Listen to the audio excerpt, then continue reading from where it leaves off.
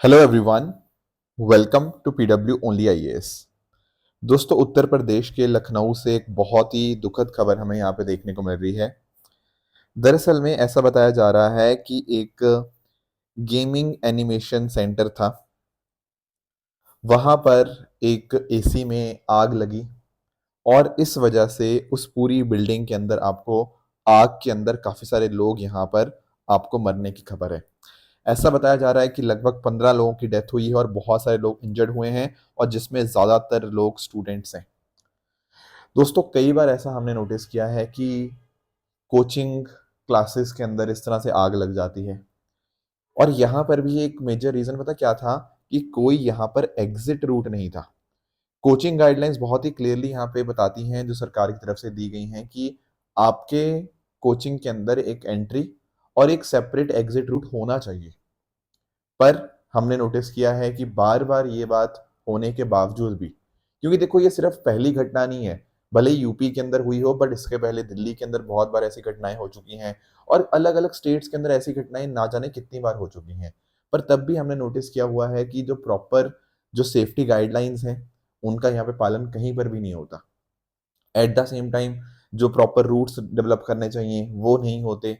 जो प्रॉपर आपका इस तरह के केसेस के अंदर कि फायर एक्सटिंग्विशर्स प्रॉपर होने चाहिए, वो सब जगह भी ऊपर नहीं होते। तो अभी भी हम अपने बच्चों की ज़िंदगी के साथ बहुत बड़ा एक खिलवाड़ कर रहे हैं अगर इन गाइडलाइंस को प्रॉपर्ली फॉलो नहीं किया जा रहा। तो इट इज़ इम्पोर्टेंट कि चाहे कोई कोचिंग इंस्टीट्यूट छोटा हो, कोई कोचिंग इंस्टीट्यूट बड़ा हो, it does not matter. Important is कि भाई उन बच्चों की ज़िंदगी यहाँ पे बहुत-बहुत ज़्यादा कीमती है। आप खुद सोचो कि उन पेरेंट्स के ऊपर क्या बीतती होगी जो यहाँ पर अपने स्टूडेंट्स को कई बार कोचिंग के लिए भेजते हैं, कहीं पर भी भेजते हैं और इन द एंड उनका बच्चा वापस नहीं आता। जस्ट बिकॉज़ कि हाँ, किसी ने एनओसी नहीं लिया, जस्ट बिकॉज़ किसी ने कि प्रॉपर अपना काम अच्छे से नहीं किया और उस वजह से इतने सारे लोगों की डेथ हो जाती है। तो देखो, सरकार को भी, प्रशासन को भी यहाँ पे चाहिए कि भाई गाइडलाइंस का प्रॉपर यहाँ पे पालन होना चाहिए एंड कोचिंग इंस्टीट्यूट्स की भी यहाँ पर एक्चुअल में जवाबदेही बनती है, अकाउंटेबिलिटी यहाँ पे सबकी बनती है, जो कि यहाँ पे इस चीज़ के लिए रिस्पॉन्सिबल हैं। इसके साथ ही दोस्तों एक चीज़ और भी है कि जो ब्रिटिश के प्रधानमंत्री हैं, कीर स्टारमर जी, उन्होंने यहाँ पर प्रधानमंत्री पद से अपना इस्तीफा देने का निर्णय लिया है। अब ब्रिटेन के नए प्रधानमंत्री चुने जाएँगे। ऐसा नहीं है कि इनके पास यहाँ पे नंबर्स नहीं थे, नंबर्स इनके पास थे, पर इनको ऐसा लगा कि इनकी जो पार्टी है ना, लेबर पार्टी, वो इनके ऊपर बहुत ज़्यादा भरोसा नहीं दिखाती है। आने वाले चुनाव के अंदर हो सकता है कि लेबर पार्टी इनको एज़ अ लीडर ना इनको प्रेज़ेंट करे। तो उन्होंने खुद डिसाइड किया कि चलो ठीक है, मैं अपने पद से हट जाता हूँ, मेरे से बढ़िया लीडर शायद इस पार्टी के अंदर हैं, जो कि आगे इस पार्टी को आगे चला पाएँगे। देखो, ये एग्ज़ाम्पल होते हैं अकाउंटेबिलिटी के। कि आपसे कोई गड़बड़ हुई है या आप अपने अच्छे ढंग से अपने काम को नहीं कर पा रहे, तो आपने रिज़ाइन कर दिया। उम्मीद है कि भारत के अंदर भी इस तरह की अकाउंटेबिलिटी एटलीस्ट कोई तो लेगा। अच्छा, इसी बीच एजुकेशन की बात भी कर लेता हूँ। एजुकेशन में देखो, पहली चीज़ तो कल देखो नीट का मतलब परसों नीट का एग्ज़ाम तो चलो हो गया, बेसिकली री-नीट का एग्ज़ाम तो हो गया। बट एक चीज़ और भी मुद्दा बीच में उठा था एजुकेशन के रिगार्डिंग, वो था सीबीएसई का। सीबीएसई क्लास 12th के रिगार्डिंग ना हमने नया एक सिस्टम लेकर आए थे, ओएसएम सिस्टम, जिसको ऑसम सिस्टम या फिर ऑन स्क्रीन मार्किंग सिस्टम के नाम से हम जानते थे। बेसिकली यहाँ पर कोई फिजिकल कॉपी आपकी चेक नहीं होती थी। फिजिकल कॉपी एक पोर्टल पे अपलोड होती थी, वहां पर फैकल्टीज जो हैं, टीचर्स जो हैं, वो चेक करते थे आपकी कॉपीज को। कई बच्चों ने ऐसा बताया कि भाई यार देखो कि जो कॉपी उनको देखने को मिल रही है, वो उनकी कॉपी है ही नहीं। कई जगह के ऊपर ऐसा देखा गया कि बहुत ही ब्लर्ड आपकी आंसर कॉपी थी, तो नंबर्स बहुत कम ज़्यादा थे। तो बहुत सारे बच्चे ऐसे थे जिन्होंने री-इवैल्यूएशन के लिए यहाँ पे अप्लाई किया था कि मेरा पेपर वापस से री-इवैल्यूएट होना चाहिए। अब लगभग 1,60,000 बच्चे ऐसे थे जिन्होंने री-इवैल्यूएशन के लिए अप्लाई किया था और ऐसा देखने को मिला है कि ज़्यादातर बच्चों के जो मार्क्स हैं वो काफ़ी ज़्यादा इंक्रीज़ हुए हैं। 1-2 नंबर नहीं, काफ़ी ज़्यादा। उसका रीज़न यही था कि कॉपी अपलोड ढंग से कहीं से नहीं हुई थी। कई बार बच्चे का नाम अंकित है, उसकी जगह के ऊपर अनीश की कॉपी अपलोड हो चुकी है। तो ऐसे बहुत सारी गड़बड़ियाँ यहाँ पे देखने को मिल रही थी। तो फाइनली उन बच्चों को यहाँ पे एक्स्ट्रा मार्क्स जो हैं, ये मतलब उनको हायर मार्क्स जो हैं, वो यहाँ पे दिए गए हैं, क्योंकि पहले उनके चेकिंग के अंदर कुछ ना कुछ यहाँ पे गड़बड़ियाँ थी। मैं इसी अकाउंटेबिलिटी की बात कर रहा था कि भाई गलतियाँ हुई हैं तो किसी ना किसी को अकाउंटेबल ठहराना यहाँ पे इम्पोर्टेंट है। उम्मीद है इंडिया में अकाउंटेबिलिटी बहुत जल्दी आ जाएगी। दोस्तों, डेट है आज की 23 जून 2026 एंड आप सभी का स्वागत है आज के प्रीलिम बूस्टर न्यूज़ डिस्कशन में। स्टार्ट करने से पहले मैं आप सबको बता दूं कि हमारे जो प्रतिज्ञा दिवस के ऑफर्स हैं उनके ऊपर आपको सभी हमारे कोर्सेज जैसे 1 ईयर 2 ईयर 3 ईयर कोर्सेज उन सब के ऊपर बहुत ही अच्छा कम दाम के अंदर आपको यहाँ पर अपने जो कोर्सेज है वो मिल जाएंगे। अब जो स्टूडेंट्स 2027 में अटेम्प्ट देना चाहते हैं उनके लिए प्रहार और टाइटन बैच है। उसी तरह से 2028 वाले स्टूडेंट्स के लिए संकल्प और पिनिकल बैच आपको देखने को मिल जाएगा और 2029 वाले स्टूडेंट्स के लिए प्रारंभ बैच है और उसके ऊपर एक एक्स्ट्रा साल की वैलिडिटी भी आपको यहाँ पे देखने को मिल जाएगी। तो इन सभी कोर्सेज का जो लिंक है नीचे डिस्क्रिप्शन में दिया हुआ है, वहां पर जाकर आप खुद को इन कोर्सेज में एनरोल कर सकते हैं। चलिए स्टार्ट करते हैं। सबसे पहला जो टॉपिक आज हमें डिस्कस करना है वो अभिज्ञान ऐप के बारे में। देखो ये ऐप के बारे में जानना बहुत इंपॉर्टेंट है क्योंकि बहुत बड़ा एक चेंज हम यहाँ पे करने जा रहे हैं कि किस तरह से हम इन्वेस्टिगेशन करते हैं। बहुत ध्यान से सुनना, ऐसे क्वेश्चन प्रीलिम्स में भी आ सकते हैं, अदरवाइज कल को आपको आगे कहीं पे एग्जाम्पल देना हो कि कैसे हम अपनी गवर्नेंस इंप्रूव कर रहे हैं तो उसके अंदर भी आप इसका एग्जाम्पल दे सकते हो। देखो सुनना मेरी बात, जैसे यहाँ पे आप पुलिस वाला देख रहे हो, इस पुलिस वाले के पास एक फोन है, ठीक है।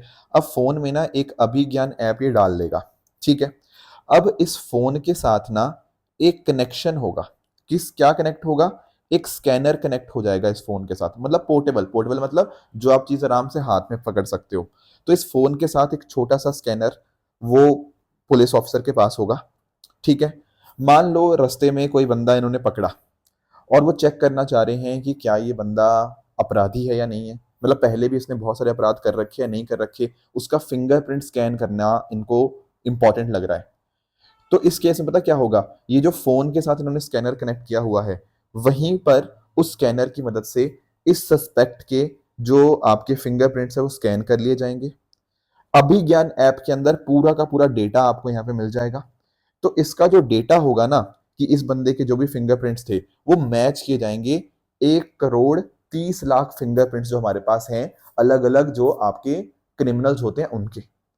तो लगभग 35 सेकंड्स, आप समझ पा रहे हो, 35 सेकंड, लगभग आधे मिनट के अंदर वो बता देगा कि ये जो बंदा हमने पकड़ा है जिसके मैंने अभी अभी फिंगरप्रिंट्स लिए हैं, क्या इसका डेटा हमारे पास 1 करोड़ 30 लाख फिंगरप्रिंट वाले रिकॉर्ड के साथ मैच करता है या नहीं करता।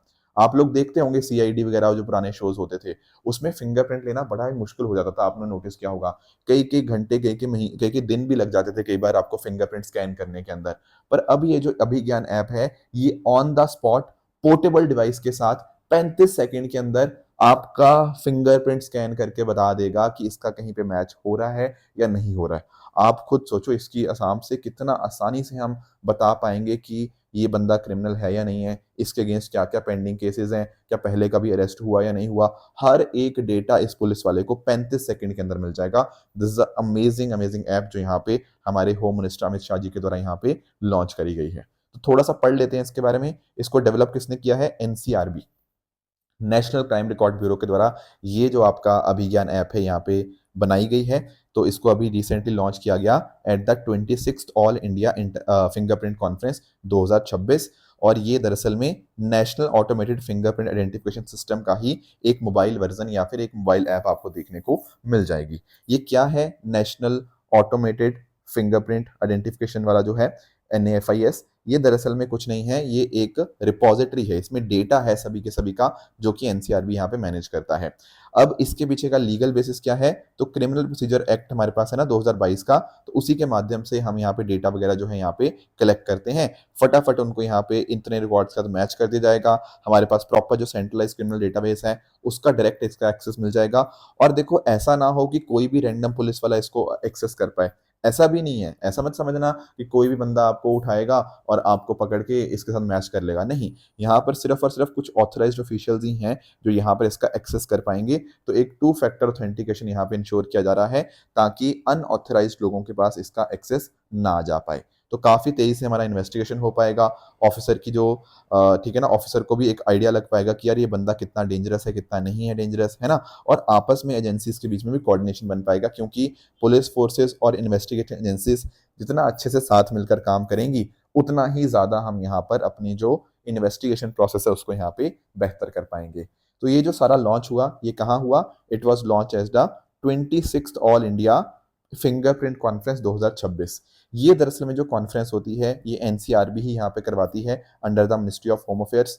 तो इसके माध्यम से अलग-अलग एक्सपर्ट्स, पुलिस ऑफिशियल सब लोग साथ में आते हैं और इनके अंदर ना बहुत सारे इंपॉर्टेंट लॉन्च हुए। जैसे एक तो अभिज्ञान ऐप तो हुई, उसके अलावा अगर हम बात करें सीआरपीआई, क्रिमिनल प्रोसीजर आइडेंटिफिकेशन सिस्टम, ये एक तरीका है कि कैसे हम यहाँ पे fingerprints, facial recognition, iris iris scan जो आपका आईज़ का होता है, डीएनए रिकॉर्ड्स इनको कैसे कनेक्ट करें, कैसे इनको मैनेज करें, ये हर एक चीज़।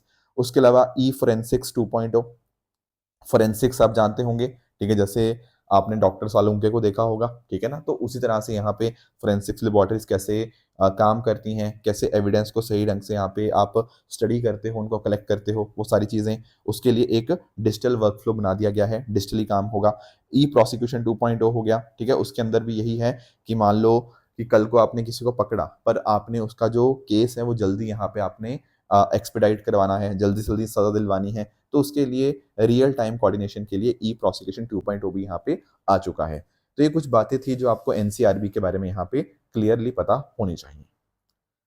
नेक्स्ट आएंगे दोस्तों, अगला टॉपिक हमारे सामने है गूगल का प्रोजेक्ट निम्बस।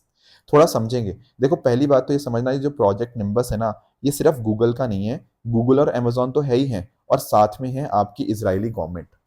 मतलब इजराइल की सरकार ने गूगल और अमेजोन के साथ मिलकर एक प्रोजेक्ट स्टार्ट किया है जिसका नाम है प्रोजेक्ट निम्बस। ये लगभग $1 बिलियन से भी बड़ा प्रोजेक्ट है और ये क्लाउड कंप्यूटिंग के रिगार्डिंग है।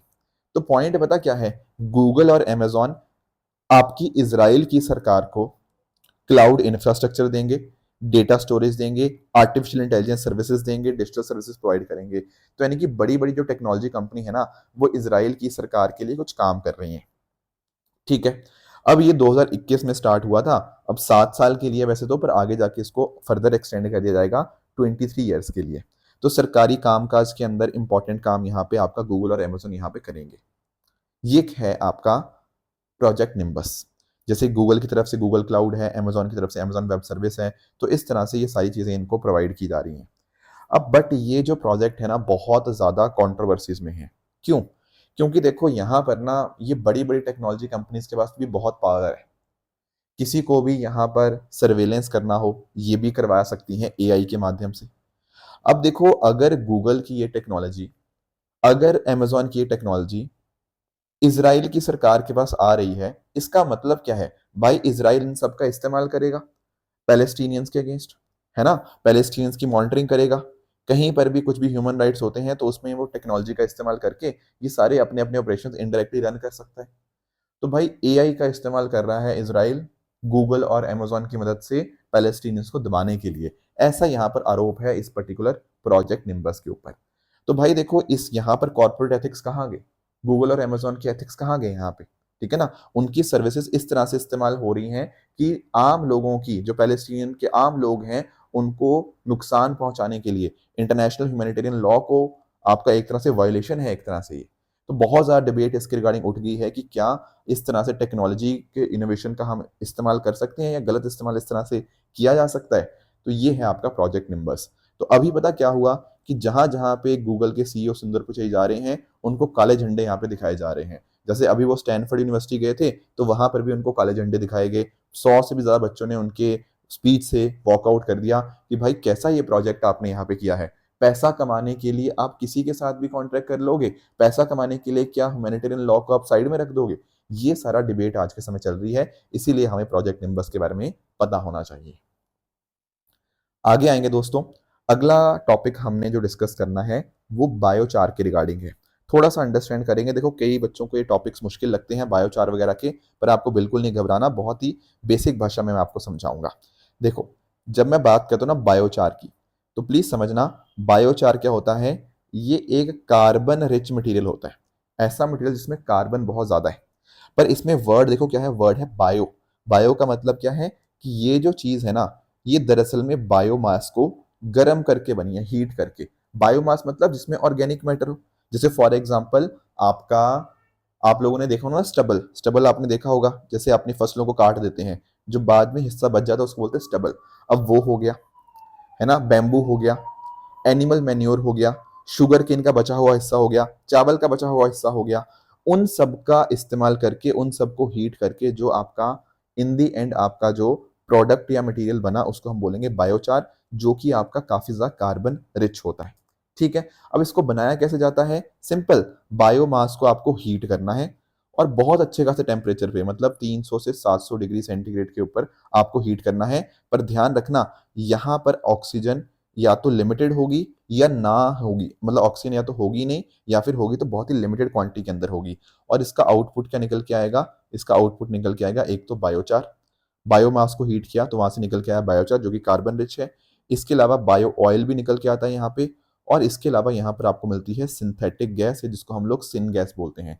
सिन गैस दोस्तों मैंने कल भी डिस्कस किया था, आपको याद होगा। ये क्या होता है? कार्बन मोनोऑक्साइड और मेजरली आपको यहाँ पे हाइड्रोजन देखने को मिल जाता है इस पर्टिकुलर आपका सिन गैस के माध्यम से, राइट। तो ये पूरा प्रोसेस होता है, इसको हम लोग पायरोलॉसिस भी यहाँ पे बोलते हैं।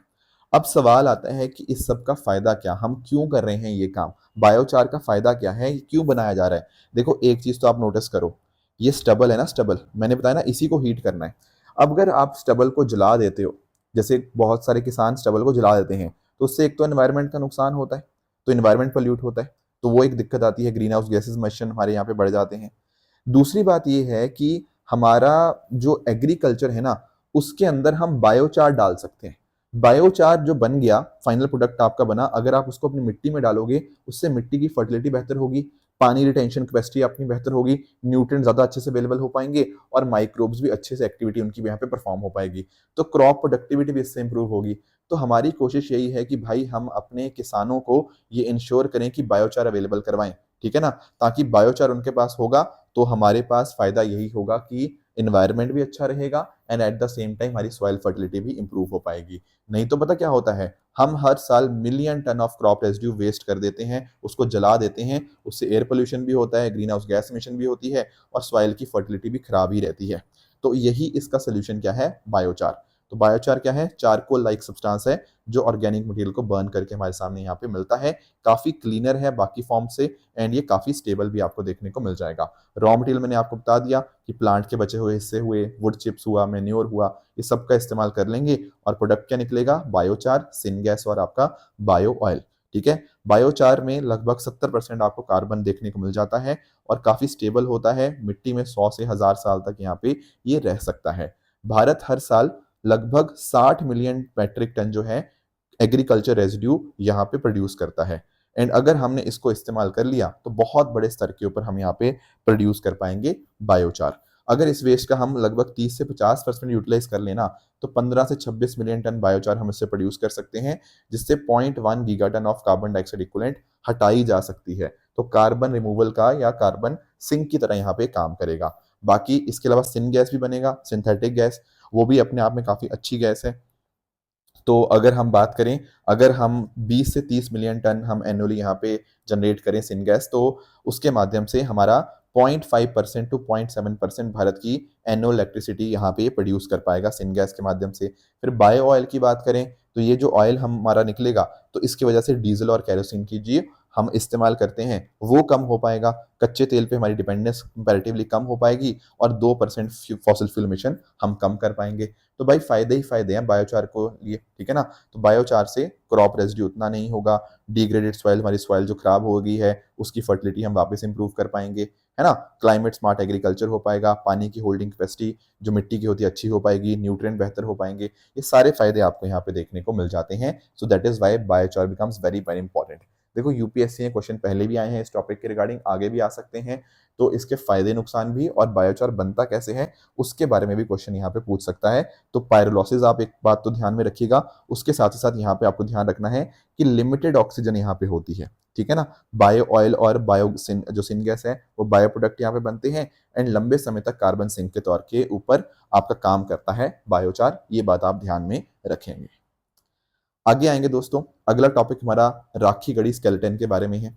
देखो राखी गढ़ी, पहले तो लोकेशन आप समझना, राखी गढ़ी आपकी हरियाणा हिसार डिस्ट्रिक्ट के अंदर आपको लोकेशन देखने को मिल जाएगी। और एक्चुअल में ना अगर मैं लार्जेस्ट हड़प्पन साइट की बात करूं कि कौन सी साइट है Harappan site which is the largest, तो आपको ध्यान में रखना है कि वो राखी गढ़ी है। देखो कई बुक्स के अंदर आंसर कुछ अलग हो सकता है, पर करंट अफेयर्स के अंदर अगर हम बात करें जो रिसेंट एक्सकर्शंस हुई हैं उसके माध्यम से सबसे बड़ी हड़प्पन साइट दरअसल में राखी गढ़ी ही है। बाकी धोलावीरा भी काफ़ी बड़ी साइट है गुजरात के अंदर, पर सबसे बड़ी राखीगढ़ी ही है, ये बात आप यहाँ पे ध्यान में रखेंगे। राखीगढ़ी जब हम एक्सकवेट करते गए तो इंडस वैली साइट्स की बहुत सारी अलग-अलग यहाँ पे जो इम्पोर्टेंट चीज़ें हैं हमें यहाँ पे देखने को मिली। तो अभी रिसेंटली पता क्या हुआ है, अभी यहाँ पर आपको 5 कंप्लीट स्केलेटन, यहाँ पर आप पिक्चर पे देख पा रहे होंगे ना, 5 इस तरह से कंप्लीट स्केलेटन हमें यहाँ पे देखने को मिले हैं, जो कि हड़प्पन टाइम पीरियड के साथ बिल्कुल मैच करते हैं। तो लगभग 5000 साल पुराने ये ह्यूमन स्केलेटन हमें यहाँ पे मिले हैं। ऐसा बताया जा रहा है कि इन 5 स्केलेटन्स में से 3 स्केलेटन्स जो हैं वो महिलाओं के हैं और 2 पुरुषों के हैं, जिनकी उम्र लगभग 30 से 40 साल के यहाँ पे बीच में होगी। तो अभी तक लगभग 70 ऐसे स्केलेटन मिल गए हैं। 5 तो देखो अभी मिले हैं, 65 पुराने टाइम के ऊपर मिल चुके थे, जो कि आर्कियोलॉजिकल सर्वे ऑफ इंडिया और डेक्कन कॉलेज पुणे के द्वारा यहाँ पे एक्सकवेट किए गए हैं। अब इनको स्टडी किया जाएगा, पेलियो एनवायरमेंटल स्टडीज होंगी। पेलियो एनवायरमेंटल का मतलब यहाँ पर हम स्टडी करेंगे कि उस टाइम के ऊपर पुराना क्लाइमेट कैसा था, लैंडस्केप कैसा था, इकोसिस्टम कैसा था, कैसे-कैसे उसने ह्यूमन को इम्पैक्ट किया, ये हर एक चीज़ स्टडी की जाएगी। इनका जो फेस है हम वापस कंस्ट्रक्ट करने की कोशिश करेंगे, ठीक है ना? बाकी क्यों इनकी डेथ हुई, क्या डिजीज़ेज़ वगैरह होती थी उस टाइम के ऊपर, कैसा सोशल स्टेटस था, हर एक चीज़ हमें यहाँ पे पता लग पाएगी। वहाँ के लोगों की सेहत कैसी थी, ये भी हम समझ पाएँगे इस पर्टिकुलर स्केलेटन्स को यहाँ पे स्टडी करके। अब आप नोटिस करिएगा कि हमने ये 5 स्केलेटन्स तो हमें मिले ही मिले, उसके अलावा 3 एडिशनल बरियल्स भी हमें यहाँ पे देखने को मिले। एक ना आप नोटिस करिएगा कि पुराने टाइम के ऊपर ना, मतलब हड़प्पन टाइम्स के ऊपर होता पता क्या था कि कोई पर्सन की मान लो अगर डेथ हो जाती थी, तो उस पर्सन के पास कुछ-कुछ सामान रख देते थे। जैसे फॉर एग्ज़ाम्पल कुछ पॉटरी यहाँ पे रख दी जाती थी यहाँ पे। तो ऐसा देखने को मिला है कि कोई ऐसा स्केलेटन है जिसके पास में 22 आपको पॉटरीज़ देखने को मिली है। किसी जगह 10 भी देखने को मिली है, किसी जगह 1 भी देखने को मिली है। पर अभी यहाँ पे एक ग्रेव है जिसके पास में 40 पॉटरी ऑफरिंग्स देखने को मिली है। अब जो हमारे रिसर्चर्स हैं उनका ऐसा मानना है कि भाई अगर एक इंसान के आसपास बहुत ही कम पॉटरीज है ना, इसका मतलब पता क्या है, उसका स्टेटस थोड़ा लोअर स्टेटस था। ऐसा ऐसा रिसर्चर्स का कहना है। पर अगर मान लो किसी के आसपास बहुत बहुत ज्यादा ऑफरिंग्स हैं, जैसे अभी एक स्केलेटन के पास में 40 पॉटरी ऑफरिंग्स हैं, तो इसका मतलब पता क्या है कि उस बंदे का शायद हो सकता है सोसाइटी में रुतबा काफी ज्यादा था, उसकी सोशल स्टैंडिंग काफी अच्छी थी, काफी ज्यादा इंपॉर्टेंट बंदा था जिसकी डेथ हुई कि उसके आसपास इतनी सारी पॉटरी ऑफरिंग्स यहाँ पे रखी गई हैं। तो बाकी आर्टिफैक्ट्स की बात करें तो कुछ पेंटेड अर्थन पॉट्स देखने को मिली है, अर्थन स्टैंड्स, आपका कॉपर एंड गोल्ड ऑर्नामेंट्स भी हमें मिले हैं, टेराकोटा टॉयज, सील्स, ये सारी चीज़ें हमें यहाँ पे मिली हैं। और बाकी एक्सकवेशन जो पुराने टाइम में हुए थे उसके अंदर हमें उनके घर, उनकी स्ट्रीट्स, उनका ड्रेनेज सिस्टम हमें यहाँ पे रिवील हुआ है। और बाकी एक चीज़ और भी नोटिस करने को मिली है, क्योंकि ज्वेलरी बहुत सारे यहाँ पे देखने को मिल रहे हैं, तो आसपास कोई ज्वेलरी मैन्युफैक्चरिंग यूनिट हमें यहाँ पे देखने को मिल जाता है। तो ये सारी चीज़ें हैं राखीगढ़ी के बारे में जो हमें यहाँ पे पता होनी चाहिए। नेक्स्ट आएंगे अगले टॉपिक पे, that is regarding invisible fibre optic drones. देखो आप लोगों ने ड्रोन्स देखे, हाँ सर ड्रोन्स तो हमने देखे हैं। अब आप लोग जानते होंगे कि ड्रोन्स का काफी ज्यादा इस्तेमाल युद्ध के समय में भी होता है ना? पर ड्रोन्स में ना एक दिक्कत पता क्या आती है, इनको डिटेक्ट कर लेते हैं। देखो कई ऐसे ड्रोन्स होते हैं जो थोड़ा कम हाइट पे फ्लाई करते हैं, उनको डिटेक्ट करना थोड़ा मुश्किल होता है। पर क्योंकि ना आपके ड्रोन्स रेडियो फ्रिक्वेंसी सिग्नल्स अपने जनरेट करते हैं, इस वजह से सामने वाला दुश्मन देश ना इनको डिटेक्ट कर लेता है और इनको मार गिरा देता है, ठीक है? अब ये जो ड्रोन्स होते हैं जो इस तरह से मूव करते हैं, इनको डिटेक्ट करना इसीलिए आसान है क्योंकि वहां पे रेडियो फ्रिक्वेंसी सिग्नल है। पर अगर आप सोचो कि मैं अपने ड्रोन को एक अलग टेक्नोलॉजी के साथ उड़ाऊं, सर अलग टेक्नोलॉजी से कहा कैसे? आपके केबल्स है ना, आपकी फाइबर ऑप्टिक केबल्स, आपने सुना होगा फाइबर ऑप्टिक केबल्स का इस्तेमाल करते हैं हमारे जैसे कम्युनिकेशन के लिए, मतलब हमारा जैसे इंटरनेट होता है उसके लिए, टेलीकम्युनिकेशन के लिए, इवन आपके पानी के नीचे भी अपनी जो तारें हैं फाइबर ऑप्टिक केबल्स वो बिछाई जाती हैं ताकि इंटरनेट कनेक्टिविटी और बेहतर हो पाए। आप खुद सोचो कि अगर हम इन ड्रोन्स को उड़ाएं बिना रेडियो फ्रीक्वेंसी सिग्नल्स के, वो कैसे हो सकता है? वो तभी हो सकता है जब हम यहाँ पे फाइबर ऑप्टिक ड्रोन्स का इस्तेमाल करें। मतलब इनको कनेक्ट किया जाएगा फाइबर ऑप्टिक्स के साथ, ये केबल्स के साथ इनको यहाँ पे ऑपरेट किया जाएगा, ना कि कोई और तरीके के साथ जहां पर आपके सिग्नल जनरेट हो। सिग्नल विग्नल हमने जनरेट नहीं करने, हमने प्योरली केबल्स के साथ इनको ऑपरेट करना है। अगर हम ऐसे ड्रोन्स इस्तेमाल करते हैं, उनको बोलते हैं फाइबर ऑप्टिक ड्रोन्स, या फिर उनको हम लोग इनविजिबल ड्रोन भी यहाँ पे इस्तेमाल करते हैं। तो यहाँ पर सीधा जो आपकी केबल्स हैं उन्हीं के माध्यम से आपका जो कमांड्स हैं यहाँ पे ट्रांसमिट की जाती हैं, इन्हीं केबल्स के माध्यम से। और जिस वजह से, क्योंकि ये रेडियो फ्रीक्वेंसी सिग्नल जनरेट नहीं करेंगे, तो कोई जैमिंग से इनको ऊपर कोई फ़र्क नहीं पड़ेगा, ठीक है? सिग्नल इनका इंटरसेप्ट आप नहीं कर पाओगे, इनको डिटेक्ट करना कंपैरेटिवली मुश्किल हो जाता है, ठीक है ना? तो ये सारी चीज़ें हैं। अब देखो पहले ना इनका इस्तेमाल पता कम क्यों होता था? क्योंकि इस फाइबर ऑप्टिक का केबल इस्तेमाल करके आप 1-2 किलोमीटर तक ही इस तरह का ड्रोन उड़ा सकते थे। पर अब यहाँ पे टेक्नोलॉजी हमारे पास बहुत शानदार हो गई है, अब इसको 20-30 किलोमीटर तक भी हम यहाँ पे उड़ा सकते हैं, हम इसे मतलब ये जो ड्रोन है ऑपरेट कर सकता है प्रॉपर स्टेबल कम्युनिकेशन लिंक के साथ। पर दिक्कत पता क्या है कि अगर बीच में कोई पहाड़ियाँ हों, बीच में कहीं बहुत ज़्यादा बारिश हो, बहुत ज़्यादा विंड्स हो, उस वजह से इस तरह के केबल टूटने का खतरा रहता है और उस वजह से ड्रोन्स के ऊपर नेगेटिव इम्पैक्ट यहाँ पे आ सकता है। अब फ़ायदा भी इसका कुछ-कुछ है, फ़ायदा यही है जैसे मैंने आपको बताया ना कि अगर मान लो सामने वाला एनिमी बहुत स्ट्रॉन्ग है और आपको लगता है उसके पास बहुत अच्छे-अच्छे यहाँ पे रेडार्स हैं जो डिटेक्ट कर लेते हैं, तो आपके लिए फाइबर ऑप्टिक ड्रोन्स आपके लिए अच्छा ऑप्शन यहाँ पे हो सकता है। तो असिमेट्रिक वारफेयर के अंदर इसका इस्तेमाल हो सकता है, किसी जगह पे प्रिसाइज़ली आपको स्ट्राइक करनी है, ठीक है? कम्युनिकेशन डिसरप्शन नहीं चाहिए, तो उस केस में इनविजिबल ड्रोन बहुत शानदार होंगे। बाकी रियल टाइम बैटलफ़ील्ड पे क्या-क्या चीज़ें चल रही हैं, उनको स्टडी करने के अंदर इनका यहाँ पे रोल है। कुछ फ़ायदे भी हैं, कुछ नुकसान भी हैं जो मैंने आपको यहाँ पे बताए, पर अभी यहाँ पे बहुत बड़ा कंसर्न इसके रिगार्डिंग उठ गया है क्योंकि अभी यहाँ पर जो यूक्रेन और सदर्न लेबनान के अंदर कॉन्फ्लिक्ट चल रहे हैं, जैसे रशिया यूक्रेन क्राइसिस हो गया और इस तरह से अगर हम बात करें इज़राइल और लेबनान के बीच में जो कॉन्फ्लिक्ट है, वहाँ पर भी इस तरह के फाइबर ऑप्टिक ड्रोन्स का यहाँ पे इस्तेमाल हो रहा है। तो इस वजह से हमें एग्ज़ाम पर्सपेक्टिव से इनका एक बहुत अच्छे से आइडिया होना चाहिए, राइट? तो ये कुछ टॉपिक्स थे जो आज हमें डिस्कस करने थे। रही बात ट्रू एंड फॉल्स स्टेटमेंट्स की, यहाँ आपके सामने कुछ स्टेटमेंट्स हैं, इनको आप पढ़िएगा, बताइएगा कौन-सा सही है, कौन-सा गलत है एंड जो कल मैंने आपको होमवर्क दिया था, उसमें एक था प्रधानमंत्री विकसित भारत रोजगार योजना, तो बिल्कुल इसके अंतर्गत यहाँ पे फॉर्मल एम्प्लॉयमेंट प्रोवाइड करने की बात थी, सो that is a correct statement.